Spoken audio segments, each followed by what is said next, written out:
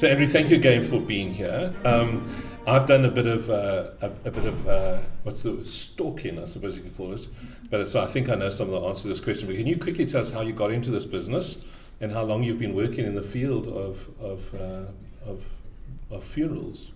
Reverend, my mum says I was about 3 years old. I grew up in the northern suburbs of Pretoria, and right opposite our family home is the Methodist Church in Pretoria North. And she says every time there was a funeral, I drove her mad. She had to take me over to look at this big car. It always intrigued me, and I had to look into the church to see where's the coffin. So from 3 years on, I was interested in what God created me for, and that is to serve man in grief. So yeah, it is. I'm nearly 55. I'm just behind you, and I'm in the funeral industry for 33 years, of which 12 and a half of those I'm in my own business, Kramer Funeral Home. Thank you, Andrew. Yeah. So you have many years of experience, and you bring it to that. Absolutely, Reverend. Yes. So today, what I wanted to ask Andrew to be here for is I wanted to try, but I know it requires lots of sensitivity, but I want to try and get into some of the nitty-gritty of what goes on, and I want you to feel free to ask. One of the things I did when we last did a course like this about 7 or 8 years ago, I went to First Avenue and I went to Kramer Funeral Homes, and I said, can you show me exactly what happens? So they were very gracious. And in an ethical way, they allowed me to see the whole process from their point of view. We won't go into all of those details today, but we want you to have a level of comfort and knowledge so that you know what happens. But the first place I want to start is I just want to say that we know that there are many variables in the cost of a funeral. What coffin gets chosen, if a person chooses cremation or burial, so some of the question about memorial, if the coffin's at the church or not, there's a difference in the cost. And we know that some funeral homes are more affordable than others, like there is in any kind of retail industry, if you like. So what I want to ask you, we're not talking about flowers, we're not talking about catering, we're not talking about those church costs that are there, and we're talking about a medium thing. So the figure I want to ask you is to go not the cheapest, not the most expensive, but kind of in the middle of the thing. What kind of money are you talking about to have a funeral from a funeral home? What kind of money are we talking about? Reverend, we look at 3 or 4 categories. We've got a non-attendance cremation, which means there's no service whatsoever. We uplift the remains, we do the paperwork, and we have the body cremated, and we hand the ashes to the family. That is a non-attendance, and we look at plus minus 15,500 rand for that. Now, I want to stress the fact, Kramer Funeral Home is definitely not the cheapest funeral home in town. However, because it belongs to me, I value people, and no one walks out my door. It's not always about making the money, it's to build a relationship with a family. And that's how I look at it. If we look at a complete service, which means it is a cremation and the remains or the coffin comes to church, then you look at plus minus about 25,000 rand. Just an indication, it can be less depending on the coffin the family chooses. And of course, we are a VAT registered company. I do have to charge VAT because we do have to pay over what we have to. And also then with a burial in the ground with a new grave, we look at a starting price of about 30,000 rand, and it can go up to about 50, all depending on what type of a coffin the family chooses, what type of grave, is it a new grave or is it an existing grave, where we reopen the grave, and that all determines the prices on graves, etc. So thank you. So a coffin at the church with a cremation, you're looking at least 25,000. Plus minus. Yeah. I want to just remind you again, it's my business. I decide what I charge. I've got many families that comes in and say, Andrew, it was difficult times, specifically due to COVID. We've lost businesses. Can you help us? Yes, I can. It doesn't matter if I make 5 rand or 500 rand profit. We're a business, we have to make profit to exist. But the family is important. It's very brave of you to say, because you could have 60 very poor Methodists all of a sudden. then I will look after all 60. Then you've got another category to tell us about, eh? So the cost of the funeral with the coffin not being at the church. That's a memorial service. Thank you, Reverend. We basically, for a non-attendance where nothing happens, if it is a memorial service, the balance in the figure depends on flowers and church costs. We don't charge families if we come to churches when it is a memorial service. We like to present ourselves and be there for the family who entrusted their loved one to us, to Kramer. So therefore we want to be at the funeral, but we don't charge extra for that. If it is a memorial where there's no programs and flowers, etc. organized. But so it's not cheaper. So do you pay to bring the coffin to the church? Yes. And that's about, I've got a sense of what it is. Roughly about 25. Yeah. If you bring everything together. If you don't bring, so what I understood is if a family has a memorial, Yes. it's one price. If you bring the coffin to the church, it's another 3,000 rand. That's correct. Yeah. However, the prices vary, Reverend. It depends on the type of coffin and what extras the family would want at the memorial service, which we provide, like programs, press notices, etc. So that actually makes up the price. But perhaps the bottom line for me of that is to say that a coffin at the church could cost you 3,000 rand more than a coffin not at church. Yes. Roughly, I mean, yeah. Roughly. Is there a fourth category? There's actually many, Reverend. It depends on what the family wants. So I think the point that we're trying to make is saying, so what Andrew's saying to us, what I would want you to hear, is to be able to say, when you're looking at the cost of a funeral, you can work out the maths, but to be able to say, let's just say Andrew's costs are 25,000 rand. We had a funeral relatively recently where the folk catered quite generously, and those costs all came to about 5,000 rand for catering and things. So when you're looking at the cost of a funeral, in the way that Andrew describes it, with printing and teas and coffees and things, you're probably not going to escape with much less than 30,000 rand under these scenarios. Okay, and I think that's just helpful for us to know in terms of funeral planning and stuff. Reverend, may I just mention, it is very important for people to come and visit a funeral home. Go around, go visit this one, go visit that one. You're most welcome to come to Kramer. We'll give you a nice cup of coffee and tea, because it makes you live longer. But it's not as good as ours. It might not be. But anyway, we'll take that challenge. Come visit us, come see what happens, and we can explain to you on the floor. I am very, very proud of my business. And I always say, the mortuary is the heart of my business. Your loved one, you entrust to me, and I look after that person. And I wanted to talk to you about that just now. I know that this is a diversion for me, but I just go, I would love to be, I know my dad wanted to be, but I would love to be buried in a pine coffin, but they aren't the cheapest, eh? They're not, and they're not available at the moment. So can we move on quickly and say that people die in all kinds of different circumstances, and I know you've seen it all. And some people might die suddenly, some might die after a long illness, as Ian and I spoke about, some might die away from home, some might die in hospital. Just to help us, can you help us, like a scenario? Let's just take the scenario of someone dies at home after a long illness. So the person, we know that they're dying perhaps of cancer, and they've managed to avoid going back into hospital or be in hospital, and they're going to die at home. What are the steps that a family would need to take in that process? So the person is there, they linger, and then they pass away. What's the first thing they must do? The first thing is there must be a medical personnel. Either a registered nurse in good standing, or you have to phone an ambulance service to come and certify the person deceased. I know when someone has died, but I've got no authority to declare that person dead.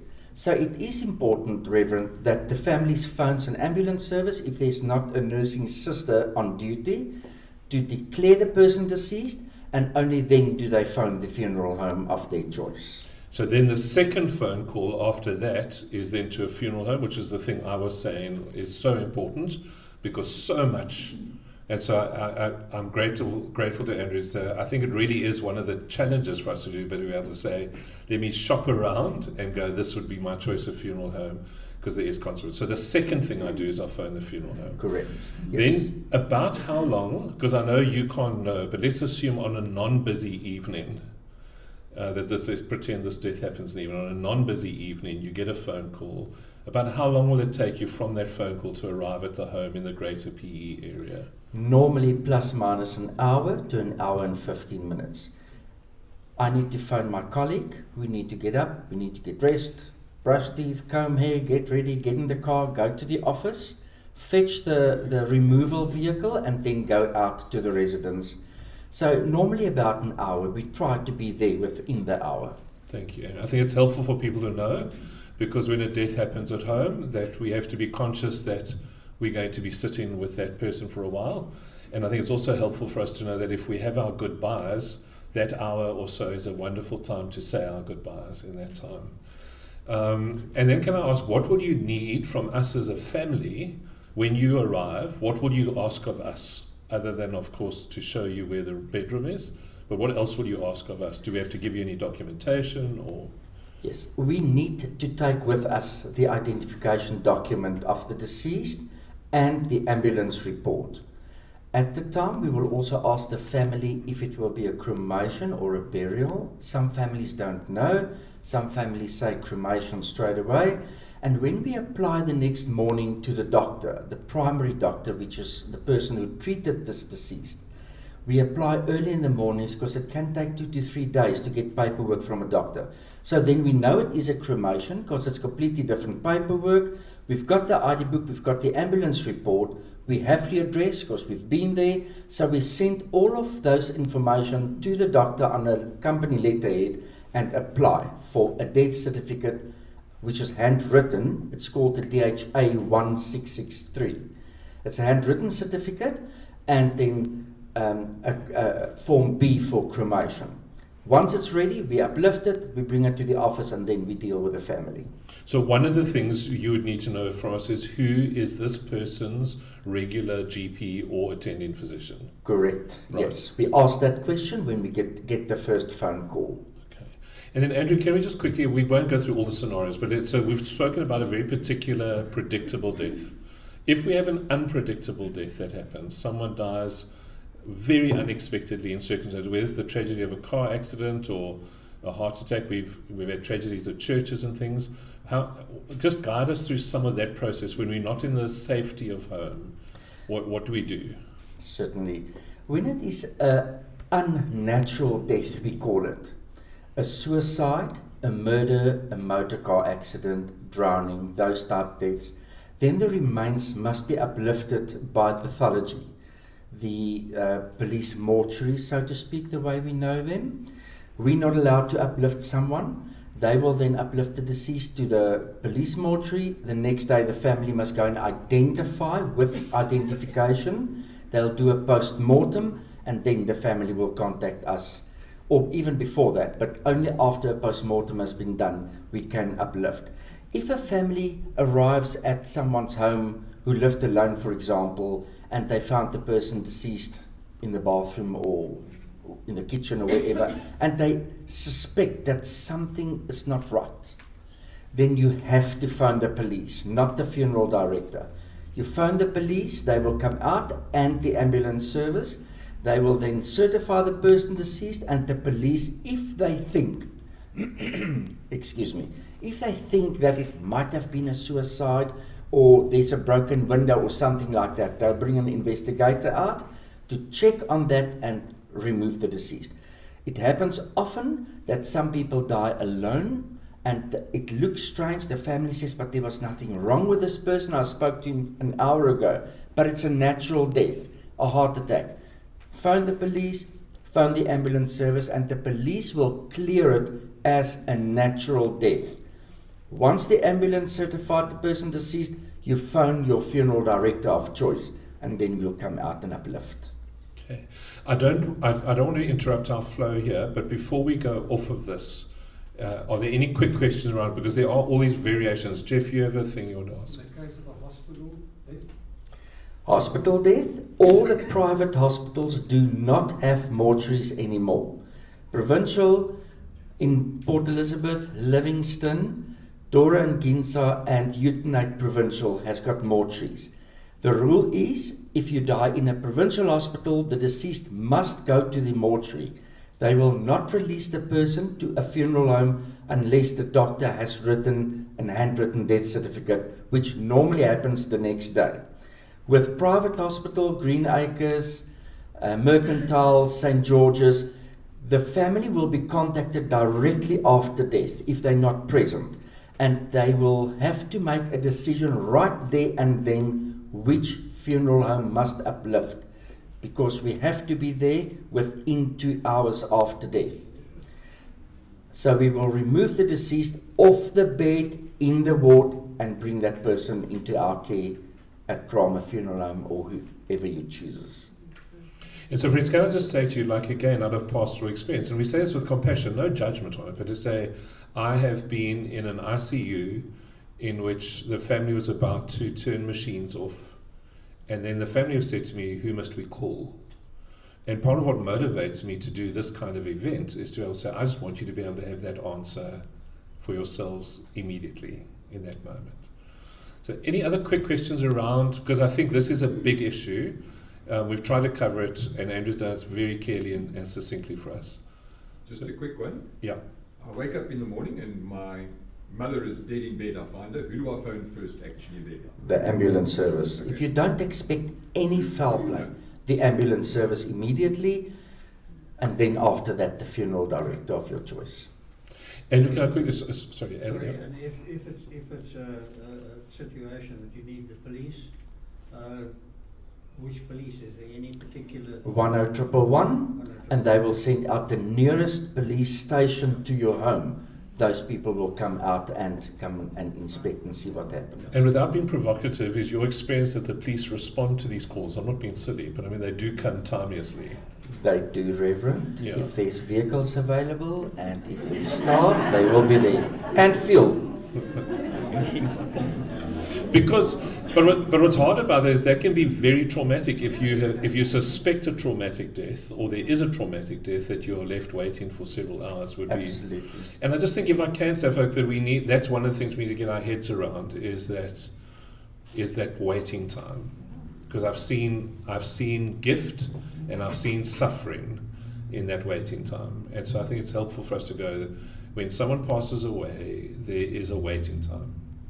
I think that's helpful to know. I want to now get to some of the what I would call some of the sensitive questions, and we want to deal with this cautiously, Andrew, because both of us are aware of some of the information and we want to guard it. And if I want more detail, I'll push you. So start cautiously, and then I'll nudge you. And you've already hinted so. But if someone dies at home or in hospital, as we spoke, the paramedics have been, and you arrive to collect the deceased. We recognize that a funeral home has a morgue. So the body will be collected and they will go away in your vehicle. And then what happens? So we want to do this cautiously. Reverend, it's always better to be blunt, but I will really respect you. We will then bring the deceased into our care. I have a mortuary on my premises. Between us at the office, we talk about the one-stop shop. You come to me, everything that needs to be done with a funeral is there. Your loved one is under my roof. I am responsible. So therefore, I'm very cautious, not just me, all of us. We do have a pre-preparation before we place the person in cold storage. We have to set the facial features, we make sure the person is in the right position, and therefore then we place the person in our mortuary. We do have place for about 24 people comfortably. It happened during COVID that we had nearly 50 people in there, but there was crematorium issues. But I've got a big walk-in cool room, so to speak.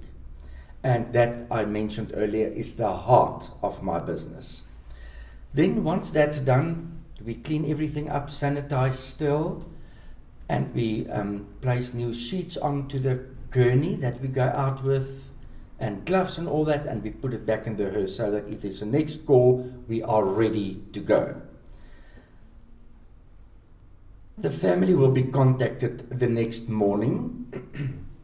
If it was a midnight or after hours removal or over weekend, we will then contact the family to come to us. Or if it's impossible, we gladly go out to people, especially old folk who doesn't drive anymore or something like that, and we will go do the funeral arrangement in the comfort of their own home.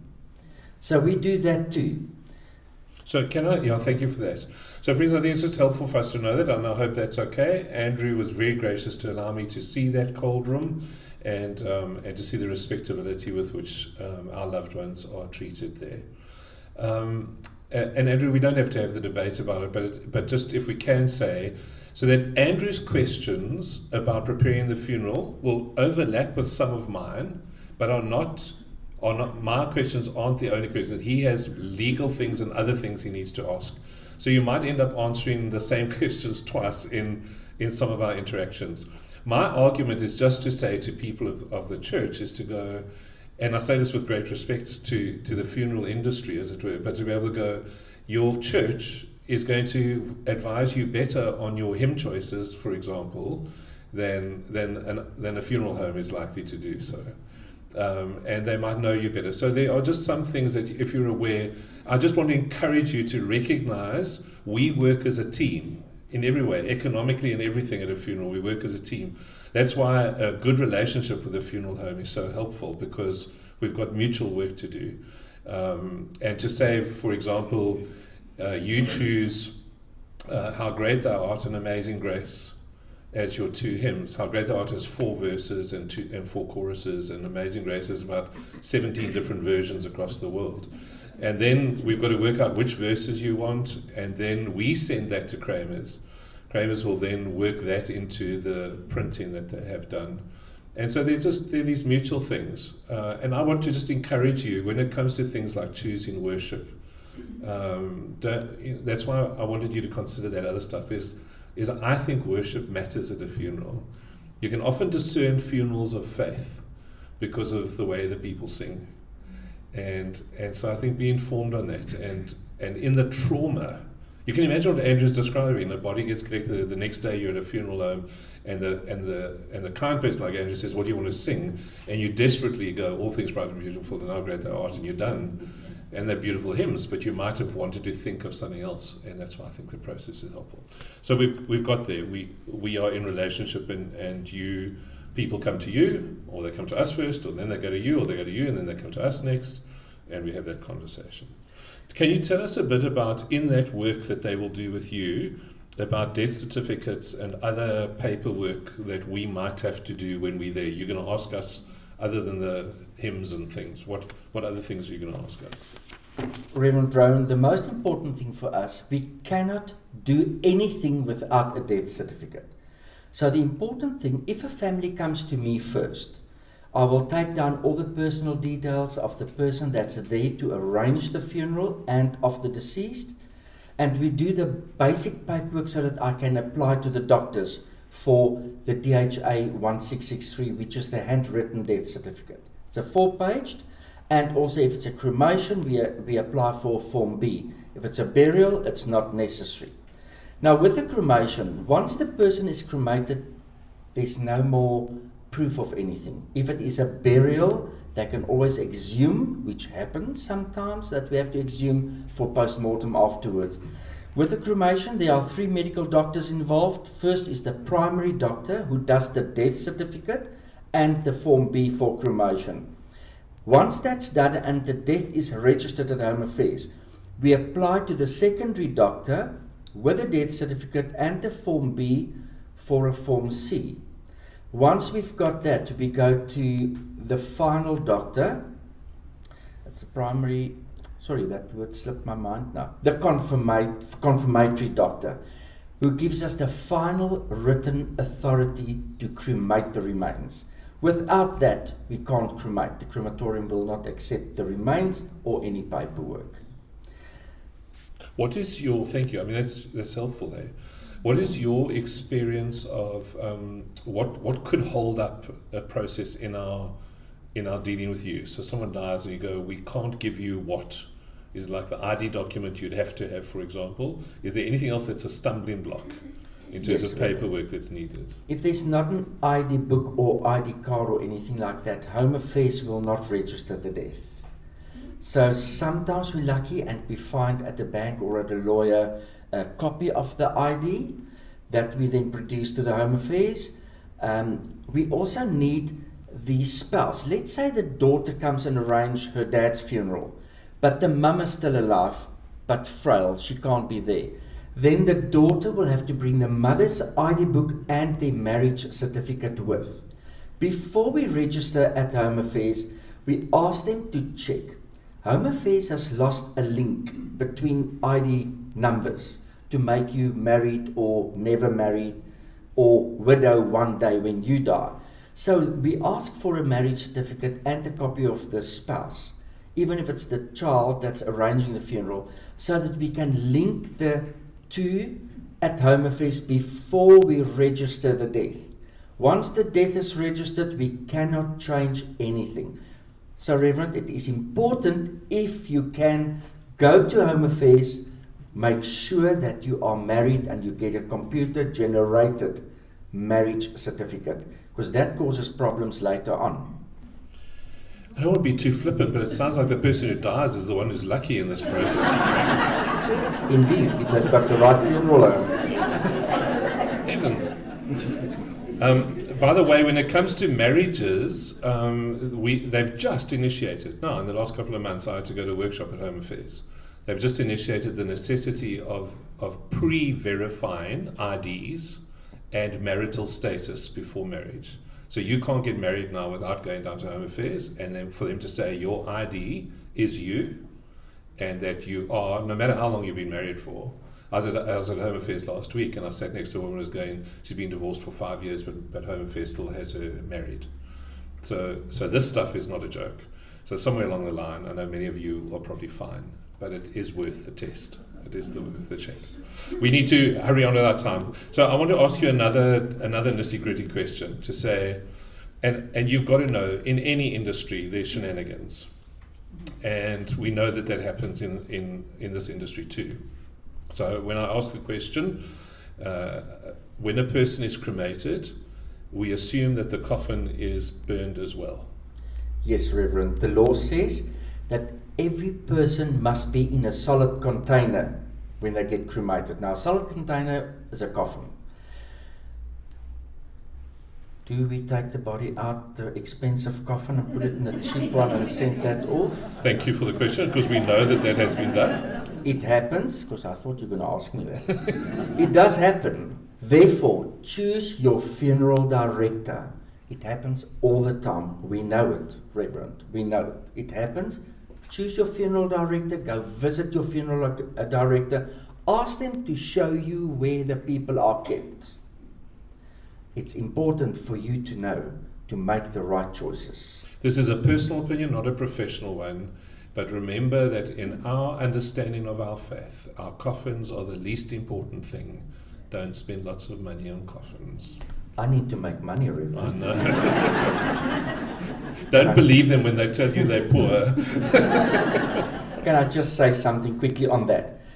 When a family sits in front of me, I can so easily manipulate the situation. Yes. I can rip you off, because the people talk about the rip-off action. I can rip you off. However, 2-3 months later, when all is calm and relaxed, and you start looking at these things and start thinking, then that will come up.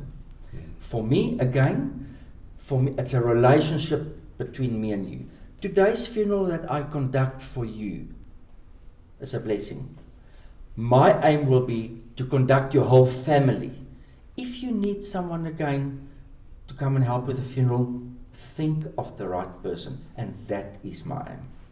Thank you. And so, thank you so much, because that was the thing I wanted to say, is that we cannot, I've been through a little bit of grief myself in life, and to be able to say, with all the experience in the world, you are so vulnerable, in the immediate days of your grief, and you want to do the very best for the person you love, and you are heartbroken. You are like putty in the hands of the people who deal with you, and That's true. and we want to be careful. So I think part of this preparation is very important. Absolutely. So when Ian and I were talking about this whole event, we were saying we want to end well, and we're coming towards the end now. So you'll be horrified by the last question over. It doesn't have to necessarily be the end, but this is my last question, which is really not ending well, Ian, I want to tell you, but I just want to say it. So, but it is a question I want to ask again. I was given the privilege of going to the crematorium and being present for a cremation, which I know was a gracious act for them to allow for me. But I want to ask you.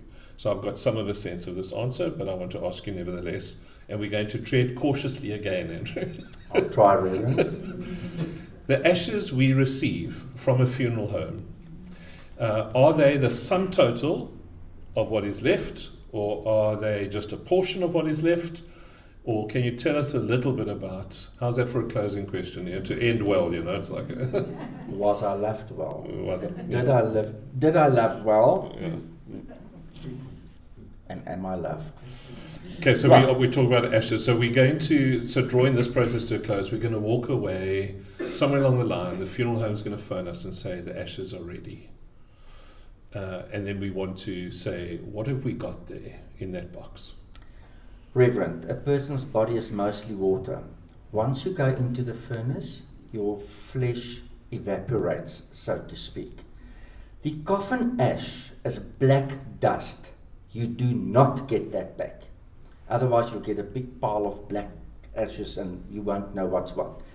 The person's ashes that we hand over to you. When a person gets cremated, your bone become like crystal, or no, like porcelain. Sorry, like porcelain. Yeah.